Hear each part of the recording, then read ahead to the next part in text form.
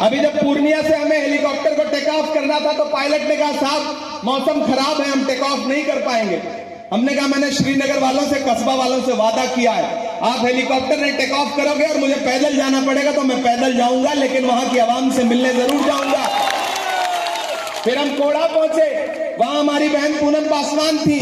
हमने पूनम जी से कहा कि आप हमारे साथ चलिए, पूरा महागठबंधन एकजुट होकर के लड़ रहा है यहाँ पर, एकजुट होकर के आप पूनम जी को वोट देंगे, आप इरफान को वोट देंगे तो सिर्फ इरफान को नहीं मिलेगा, तेजस्वी यादव जी को भी मिलेगा।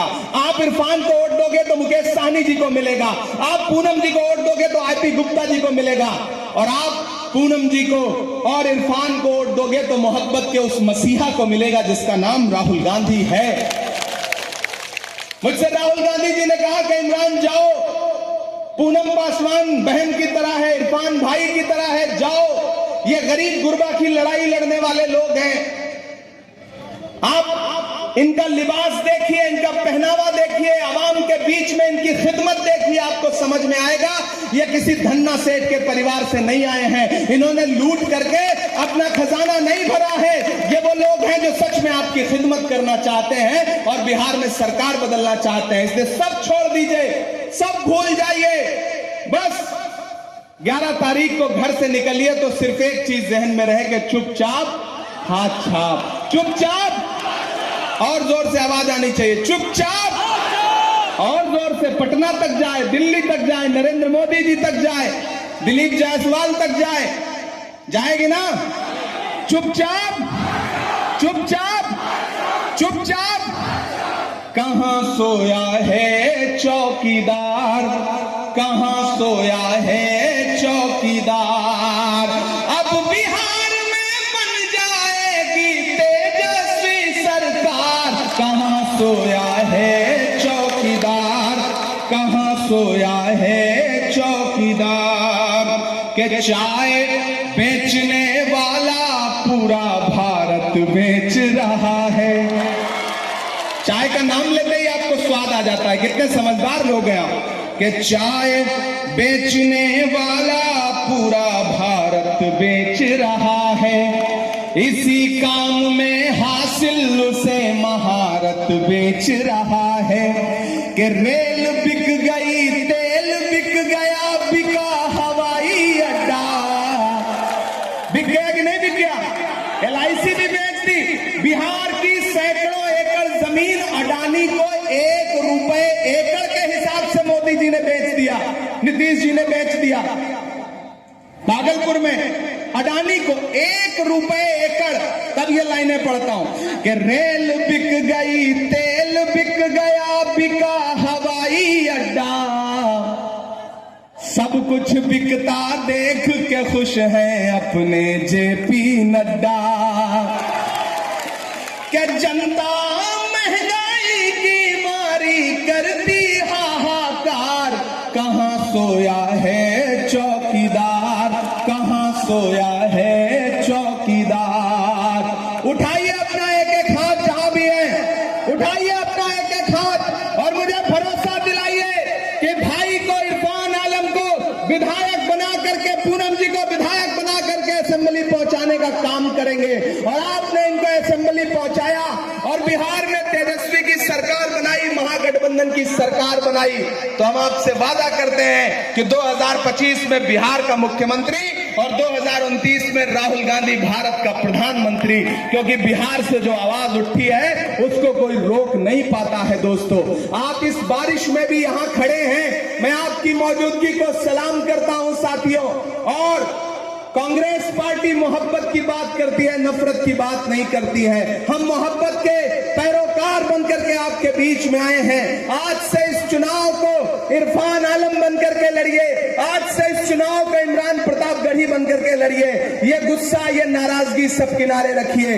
जब मकसद बड़ा हो तो छोटी छोटी चीजें नजरअंदाज करनी पड़ती हैं। और कस्बा वालों में एक बहुत बड़ी बात कह के जा रहा हूं, टिकट बहुत सारे लोग मांगते हैं, किसी एक को मौका मिलता है। जिस तरह फुटबॉल के मैच में गोल कोई एक आदमी करता है, बाकियों को पास देना पड़ता है।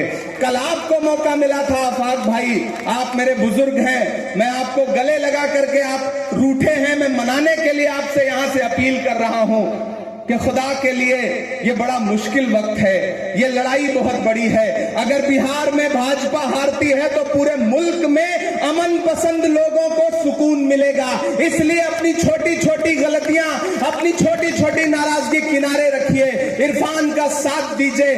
2000, 3000, 4000 वोट काट करके अगर कल को कोई ऊंच नीच हो गया तो आपको जिंदगी भर पछताना पड़ेगा। इसलिए साथियों, मैं आप सबसे कह रहा हूं कि कहीं भी बिखरिए मत, चुपचाप हाथ छाप याद रखिए और मोहब्बत के उस मसीहा को याद रखिए जिसका नाम राहुल गांधी है। आप तो इस बात पर ईमान रखते हो ना कि मजदूर का पसीना सूखने से पहले उसकी मजदूरी उसे दे देनी चाहिए। रखते हो या नहीं रखते हो, मुझे बताओ, रखते हो या नहीं रखते हो?